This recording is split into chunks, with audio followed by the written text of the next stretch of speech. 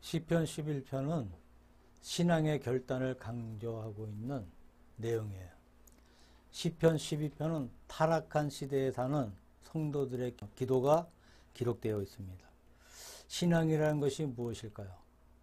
신학자들이 여러 신앙을 체험한 사람들이 신앙을 여러 가지 표현으로 말한 적이 있습니다. 어떤 사람은 말하기를 신앙은 선택이라고 합니다. 무슨 말이냐 하면 세상에는 믿을 수 있는 사람도 있고 믿지 못하는 사람도 있고 믿을 수 있는 조건도 있고 믿을 수 없는 조건도 있습니다. 하나님께서 우리에게 일방 통로를 주신 것이 아니고 두 가지 길을 주셨는데 신앙은 두 길 가운데 믿지 않는 길을 거부하고 믿음의 길을 선택하는 것이므로 신앙은 선택이라고 합니다. 하나님께서 우리를 선택하셨고 우리 역시 하나님을 선택했어요. 이렇게 신앙의 관계는 선택이라는 낱말로 표현할 수가 있다면서 신앙을 선택이라고 말하는 사람이 있습니다. 어떤 사람이 말하기를 신앙은 뛰어넘는 것이라고 합니다. 구약 출애굽기에 유월절이 있습니다. 이스라엘 백성들이 애굽에서 나올 때 마지막 재앙으로 애굽의 모든 장자를 멸하는 재앙을 하나님께서 내리셨는데 멸망의 천사가 애굽의 모든 장자를 죽일 때 문설주에 양의 피를 바른 히브리인들의 집은 뛰어넘어가 죽임을 당하지 아니했고 문설주에 피가 없는 집은 쳐서 그 집의 장자를 멸했다고 합니다. 그래서 뛰어넘는 절기라 하여 유월절이라는 이름이 붙어 있어요. 이처럼 뛰어넘는 것이 신앙이라고 합니다. 그러면 무엇을 뛰어넘는 것일까요? 어느 곳에 가면 도저히 사람이 이성으로나 사람의 계산으로는 이해할 수 없는 진리가 있습니다. 또 사람의 계산에 도저히 맞지 않는 그런 일들이 얼마든지 많이 있어요. 그때 뛰어넘어 버립니다. 그것이 바로 믿음이라는 거예요. 내가 믿는다고 하면서 이성을 부정하고 이치에 맞지 않는 세계를 넘어가는 것이 바로 신앙입니다. 그렇기 때문에 신앙은 유월이라고 말한 사람이 있어요. 어떤 사람은 말하기를 신앙은 결단이라고 말했습니다. 어느 교회는 주일 아침마다 결단의 시간이라는 방송을 내보내고 있는 교회가 있습니다.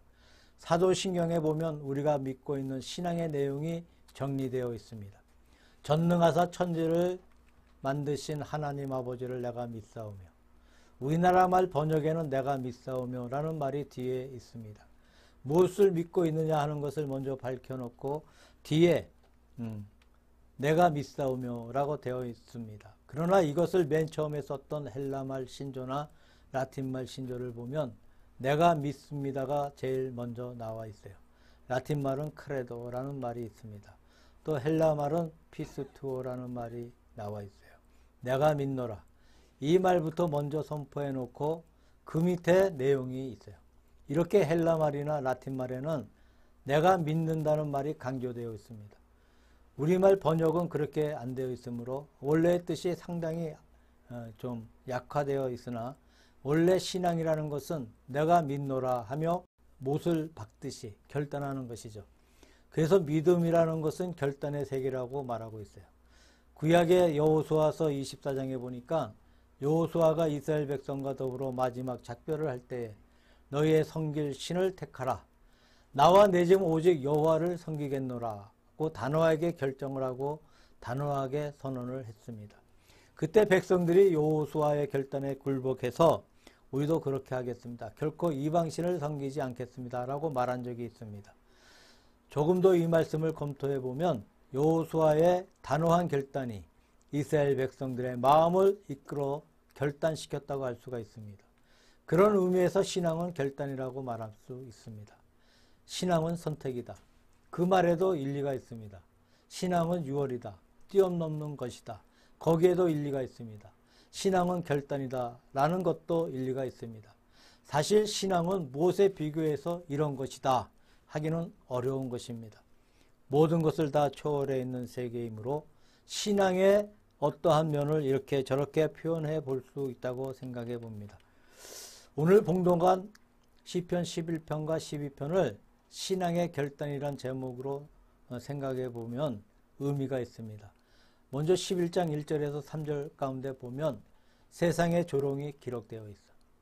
내가 여호와께 피하였거늘 너희가 내 영혼더러 새같이 내 산으로 도망하라 하면 어찌민고. 다윗이 하나님을 의지하고 있을 때 이것을 비꼬는 사람들이 새처럼 날아가 산으로 도망하지 왜 여호와를 의지하느냐 하는 식으로 다윗을 비꼬아 조롱하고 있었습니다. 그런 조롱에 대한 다윗의 결단입니다. 내가 세상을 살아가는 동안에 믿음을 말미암아 조롱을 받을 때 어떻게 결단해야 할 것이냐, 이것이 본문 말씀의 내용입니다. 세상을 살아가는 동안에 그리스도를 위해서, 신앙의 세계를 위해서 남에게 조롱을 받을 수 있습니다. 또 우리의 체면을 손상받을 수가 있어.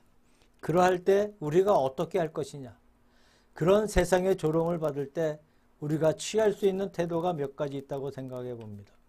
첫째는 그런 태도에 굴복하는 거예요. 굴복한다는 것은 태도를 변경하고 그렇지 않는 것처럼 해버리는 것입니다. 세상의 조롱에 못 견뎌서 같이 거기에 동화되고 믿음을 저버리고 마는 것을 가리킵니다. 두 번째 태도는 조롱에 대해 도피해가는 태도입니다. 그런 조롱을 받지 않겠다고 생각하고 어디론가 피해서 그런 소리를 듣지 아니하고 그런 사람과 마주하지 않고 어떤 환경을 만나지 않는 세계를 찾아 도피해가는 자세가 있습니다. 세 번째의 태도는 결단하는 태도. 거기에 굴복하지 아니하고 도피도 하지 않고 그냥 거기에 맞서서 단호한 태도를 하고 단호하게 조롱을 상대하는 것이 결단의 태도입니다.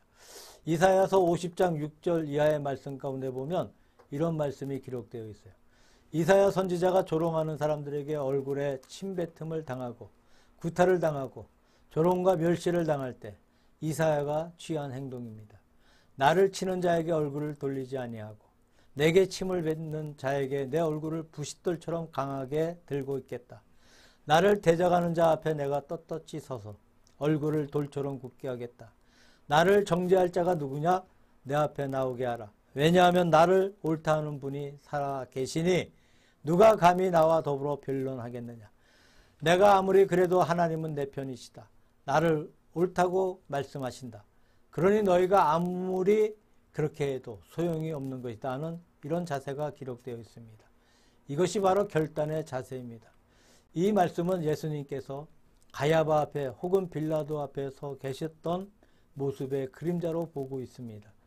예수님은 많은 조롱을 받으셨어요. 예수님께 홍포를 입혔습니다. 홍포라는 것은 왕이 입는 옷이므로 왕으로 가장하는 것입니다. 예수님의 손에 갈대를 들게 했어요. 갈대라는 것은 옛날에 왕이 가지고 있던 금으로 만든 호를 대신하고 있습니다. 호는 왕권의 상징이었어요.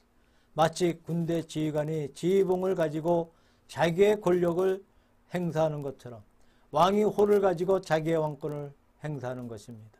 왕권의 금을 대신에 갈대를 예수님의 손에 주어졌다는 얘기입니다. 머리에 가시관을 씌웠어요. 왕이 쓰는 다이아몬드가 박혀 있거나 금으로 만든 면류관 대신에 가시로 엮은 관을 머리에 씌워 주었습니다. 그리고 예수님을 끌고 와 이 사람을 보라고 합니다. 유명한 에케 호모라는 말입니다. 가장된 왕입니다. 홍포를 입고 머리에 관을 쓰고 손에 갈대를 가지고 있지만 왕이 아니라 그들이 조롱하기 위한 왕에 지나지 않습니다. 그때 예수님께서 어떻게 하셨습니까? 거기에 도피하신 것도 아니고 거기에 굴복에 벌벗던 것도 아니고 태연자역하게 계셨습니다. 이것이 예수 그리스도의 결단의 자세입니다.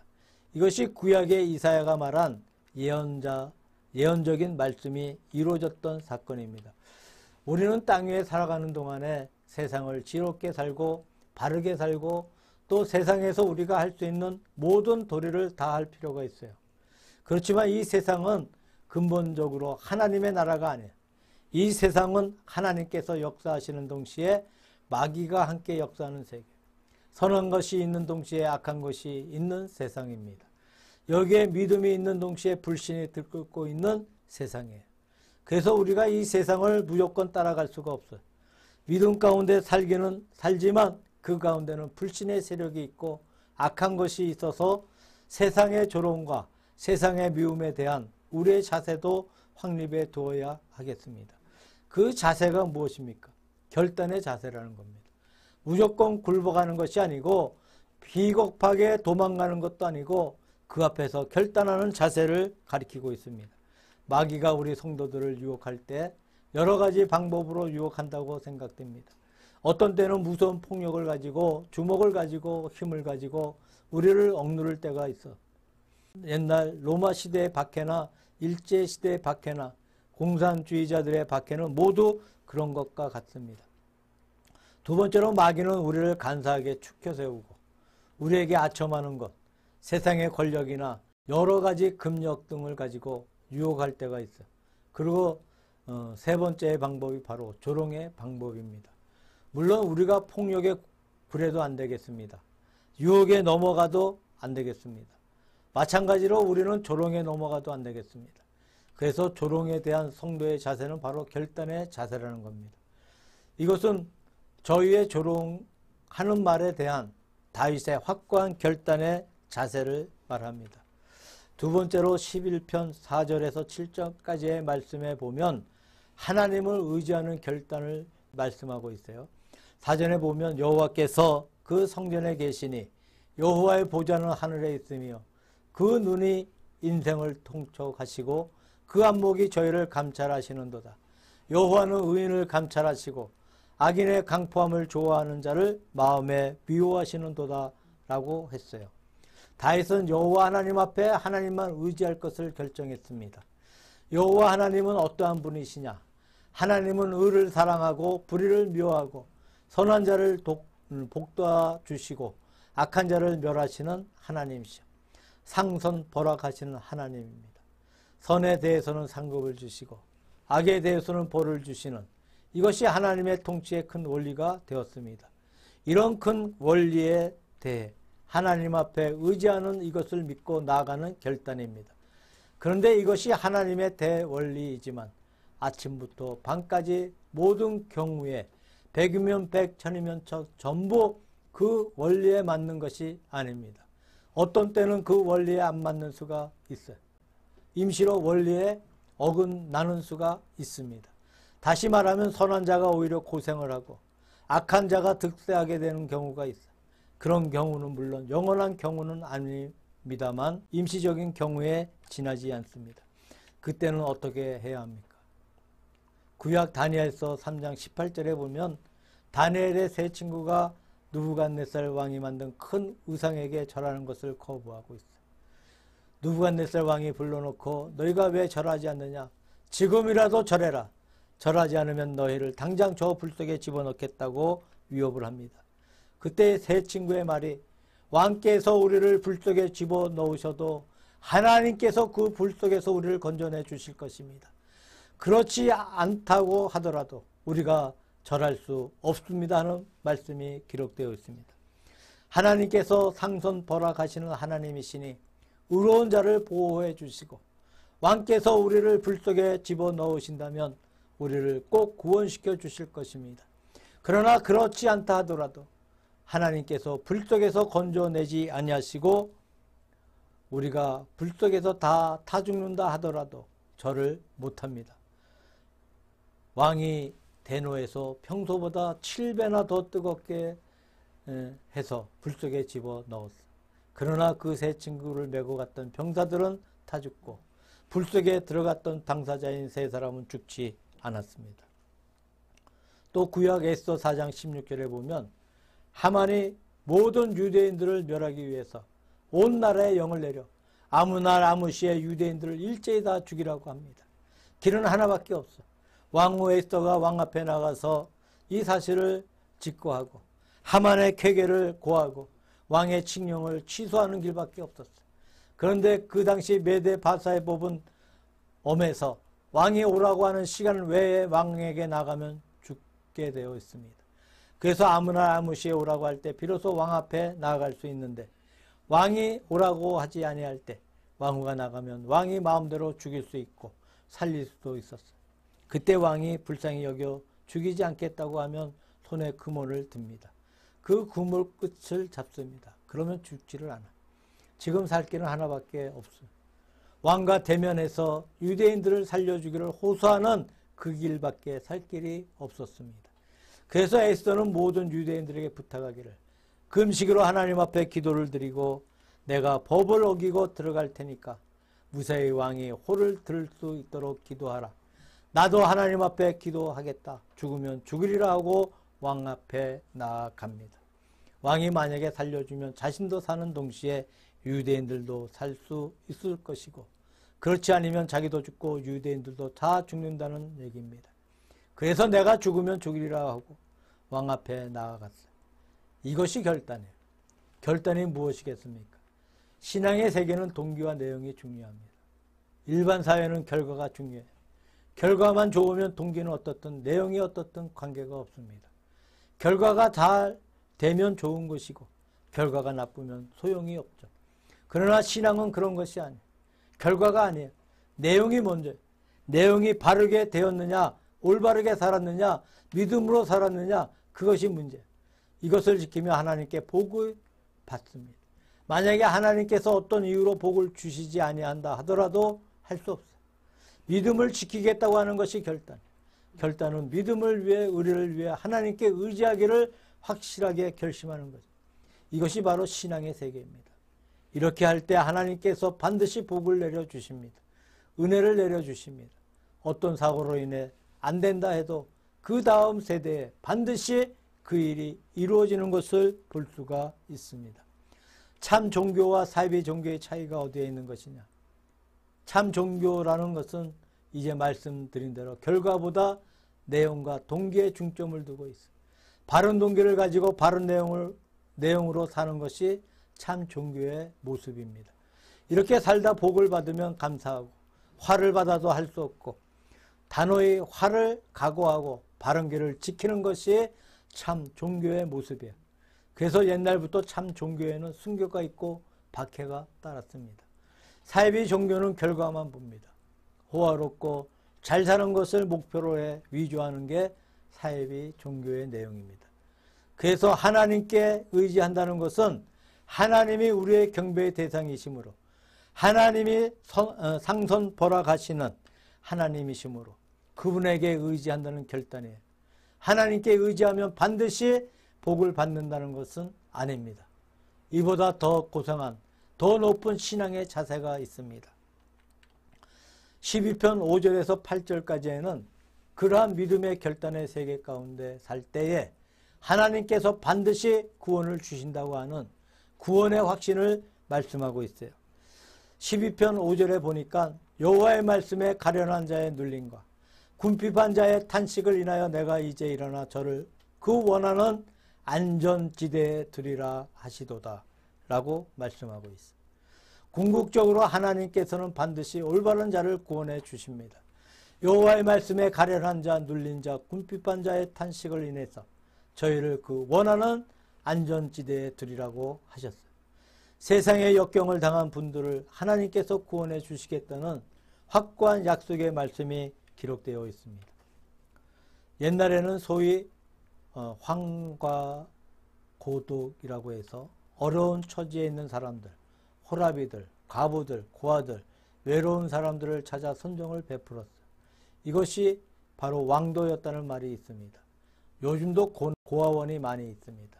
혹은 양로원이 많이 있어요. 혹은 정신박약아를 위한 기관들이 줄을 잇고 있습니다. 그리고 노약자를 위한 요양원들이 많이 생겨났어요. 뭐라고 해석할 수 있겠습니까? 물론 그런 기관 중에 반드시 좋은 것만은 있는 것은 아닙니다. 이런 사업이 인간 사회 가운데 그치지 않고 계속 되어 나가고 있어요. 우리 한국의 경우는 대체로 교회와 기독교인들이 하고 있습니다. 그것은 대단히 좋은 일이고 아름다운 일이라고 생각합니다. 어떤 의미에서 바로 하나님의 뜻을 이 땅 위에 반영하는 것이라고 봅니다. 어떤 불륜을 저지른 자들이 남편을 계곡에서 다이빙을 시켜 살해한 기사가 있었어. 어떤 신문에 보니까 인간 이하의 행동이다. 사람의 본능을 잊어버리고 살고 있는 것이다. 어떻게 그럴 수 있느냐는 보도가 있었습니다. 인간이 이성을 버렸다. 인간 이해의 일을 했다. 그것은 잘못이다. 다 이렇게 단정을 합니다. 어떻게 그럴 수가 있느냐? 다 그렇게 말합니다. 어떻게 그럴 수가 있느냐? 고 하는 그 소리가 무엇입니까? 제 생각에는 하나님의 소리인 것 같습니다. 사람의 양심 속에 있는 하나님의 판단입니다. 자연스럽게 느끼는 사실입니다. 하나님께서 우리 마음에 주신 그 아름다운 양심이요, 하나님의 마음이요, 하나님의 거룩한 뜻이 이루어지고 있는 것이라고 할 수가 있어요.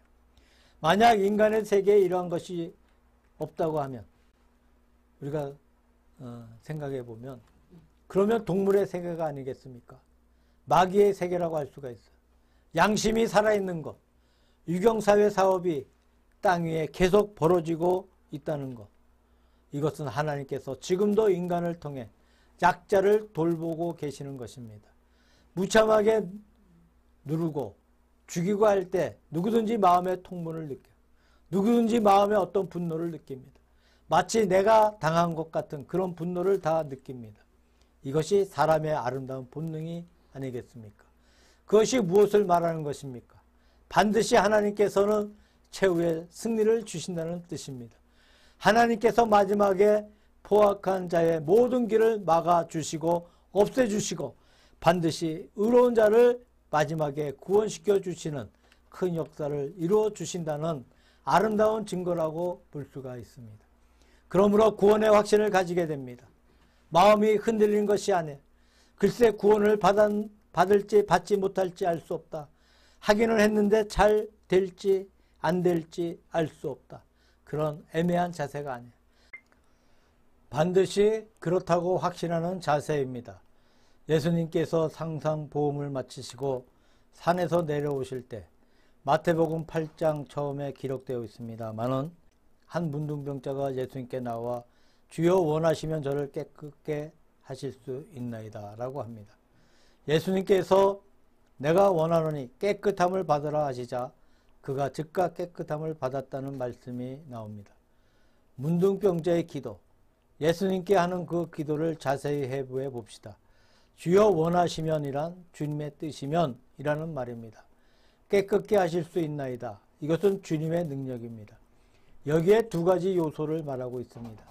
주님의 뜻과 주님의 능력이에요. 능력에 대해서는 의심이 없습니다. 하실 수 있습니다. 그러나 주님의 뜻은 주께서 원하시면입니다.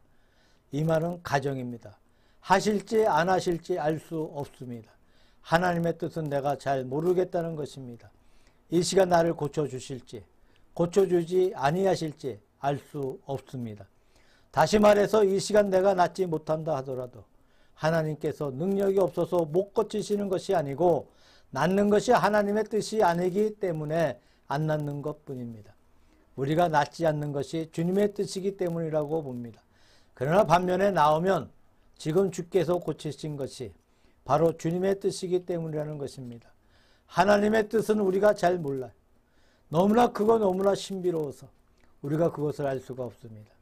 그러나 능력은 확실히 믿습니다. 어찌 되었든지 믿습니다.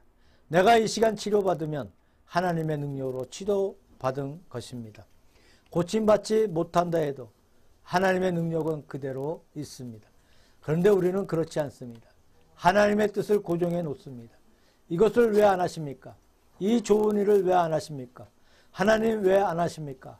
하는 마음의 자세입니다. 그래서 안 되면 하나님이 못 하시는가 보다, 하나님이 없는가 보다 하는 이런 자세를 취해버립니다.